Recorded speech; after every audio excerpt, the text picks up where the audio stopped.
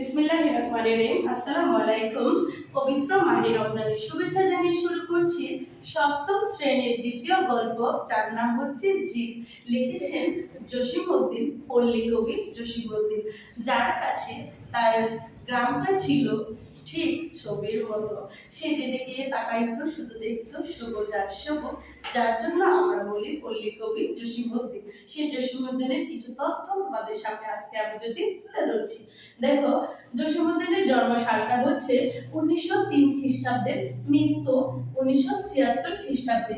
লেখক পরিচিতি থেকে আমরা কি শিখবো?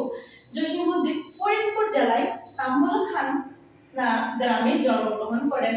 তার লেখা গুরুত্বপূর্ণ কিছু অসম্ভব মজাদার বই আমি তোমাদেরকে একটু বলবো। বইয়ের নামগুলো একটু বলে নিব, তোমরা একটু শোনো। নকশি খাতার মাঠ, সুজন বাটিয়ার গাছ, রাখালি প্রমুখ উল্লেখযোগ্য আর অনেক কিছু আছে। তারপরে আমরা দেখি কবির সম্পর্কে আরো কিছু তথ্য আমি তোমাদেরকে এখানে লিখে দিয়েছি। পল্লী কবি হিসেবে তিনি বিশেষভাবে খ্যাতি অর্জন করেছিলেন। জসিমউদ্দিনের কবিতার গ্রাম বাংলার লোক ও সাধারণ মানুষের জীবনের প্রতিছবি তিনি তুলে ধরার চেষ্টা করেছেন। আজকে আমি গল্পটার মধ্যে চলে যাচ্ছি। এই যে জিদ, জিদ বিষয়টাকে, জিদ মানে রাগ বা রাগ করা বা কোনো বিষয় নিয়ে জিদ করা। আমরা দেখবো এই গল্পের মধ্যে কি পাই। এক গ্রামে এক তাঁতি ছিল আর তাঁতির বউ ছিল।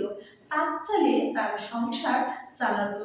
দেখা যাচ্ছে দিন যত যাচ্ছে তত আধুনিকতার ছোঁয়া নিয়ে শুরু হচ্ছে গ্রামের মধ্যে। তারা যখন দুজন যখন তাঁত চালিয়ে সংসার খুব সুন্দরভাবে চালাতো, তখন নতুন কিছু আবিষ্কার হলো, যেটার নাম হলো কল।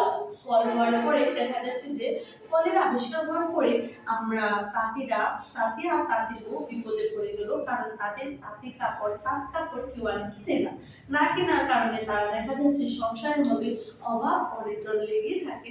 নোনাতে পান্তা ফোড়ায়। তার মধ্যে চিন্তা করলো, একদিন দেখলো আমাদের তাঁতি যখন বাজারে গেল, 3টা মাছ নিয়ে আসলো। 3টা মাছ নিয়ে এসে তাঁতির বউকে বললো, তুমি রান্না করো সুন্দর করে। তখন রান্না করা হলো 3টা মাছ। রান্না করার পরে যখন খাবার খেতে বসবে, তখনই তারা দুজন প্ল্যান করছে। একজন বলছে যে আমি খাবো 2টা, আরেকজন বলছে না না তুমি খাবে 1টা, আমি খাবো 2টা, তুমি খাবে 1টা। এইরকম করে তারা দুজনের মধ্যে ঝগড়া শুরু হয়ে গেল। তখন হঠাৎ করে তাঁতির মাথায় একটা বুদ্ধি আসলো। তখন তাকে বললো, দেখো, আমরা যে দুজনের 3টা মাছ, তো এর মধ্যে যে আমরা একটা ক্লু দেব, সেটা হচ্ছে যদি যে আগে কথা বলবে সে পাবে 1টা, যে কোনো কথা বলবে না সে পাবে 2টা মাছ। তখন শুরু হয়ে গেল, দুইজন বিছানার মধ্যে সুন্দর করে বসে রইল। শুয়ে বসার পরে খাবার দাবার সব রাখলো টেবিলে। রাখার পরে তারা কি করলো, বিছানার মধ্যে শুয়ে থেকে চুপচাপ, তারা কিন্তু খাবার খাইলো না, চুপচাপ রইল। চুপচাপ, কোনো কথা কেউ বলে না, কারণ তাদের মনে একটাই বই, যে কথা বলবে সে কিন্তু 1টা মাছ পাইবে, আর যে কথা না বলবে সে কিন্তু 2টা মাছ পাইবে খাওয়ার জন্য। তখন শুরু হয়ে গেল, দেখা যাচ্ছে যে গ্রামের মধ্যে মূলত তারা তাদের বাড়ির মধ্যে তারা নির্জুম দরজা লাগিয়ে সুন্দর রিল্যাক্স মোডে তারা কি করতে চুপ রইল। তখন থেকে আশেপাশে মানুষেরা ভাবছে যে নিশ্চিত মনে হয় তাঁতির ঘর থেকে তো কোনো সাড়া হয় না, সকাল হয়ে গেল। তখন মনে হয় তারা চিন্তা করছে, সবাই তাঁতির দরজার মধ্যে এসে ডাকাডাকি করতেছে, এই তাঁতি তাঁতি আপনি ওঠেন ওঠেন ওঠেন, কোথায় কোথায়। তাদের কোনো সাড়া নেই, কারণ তারা তো এখানে মূলত প্রতিযোগিতা অংশগ্রহণ করছে, তার জন্য তারা কোনো কথা বলে না। তখন দেখা যাচ্ছে যে গ্রামের মানুষেরা ভাবছে যে মনে হয় তারা মারা গেছে।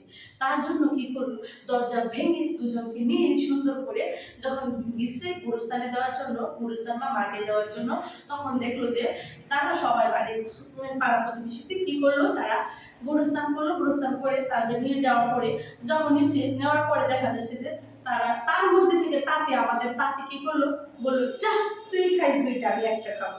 তখনই অবাক হয়ে গেল গ্রামের মানুষ, কি ব্যাপার, মৃত মানুষ কথা বলতে পারে, তার মানে তারা মরে গিয়ে ভূত হয়ে গেছে। সবাই ভয়ে দৌড়ে পালালো। তারা দুজন কি করলো, বাড়িতে এসে আবার খাবার খেলো। বউ খাইলো 2টা, স্বামী খাইলো 1টা। এই যে গল্পটা, এই গল্প থেকে আমরা কি শিক্ষা পাইছি? জিত জিত করলে আমরা দেখবো যে আমাদের নিজেদেরও ক্ষতি হবে, আমাদের সাথে যারা আছে তাদেরও ক্ষতি হবে। যেরকম আমাদের আশেপাশে এই যে তাঁতি যখন জিত করেছিল, জাতির বউ যখন জিত করেছিল, তখন সমাজে মানসিক অসুবিধা হয়েছে না? তার জন্য আমরা বলি, আর আমাদের এই গল্প থেকে আমরা ছেলেমেয়েদের জন্য বলি, তোমরা কিন্তু তোমাদের ফ্যামিলির মধ্যে অনেক বাবা মা আছে, বা তাদের সাথে জিদ করো, রাগ করো, আমাকে এই জামাটা কিনে দিতে হবে, না হলে আমি খাবার খাবো না, কিচ্ছু করবো না, স্কুলে যাবো না, গোসল করবো না, কিচ্ছু করবো না। তোমাদের একটু অনুরোধ করে বলি, তোমরা কখনো জিদ করবে না। জিদ করলে দেখবা আমাদের গল্পের মধ্যে তাঁতির মতো হয়ে যাবো আমরা। তাই এখানে এই গল্প এখানে সমাপ্ত করবো। সবাই ভালো থাকবে, সুস্থ থাকবে, আল্লাহ হাফিজ।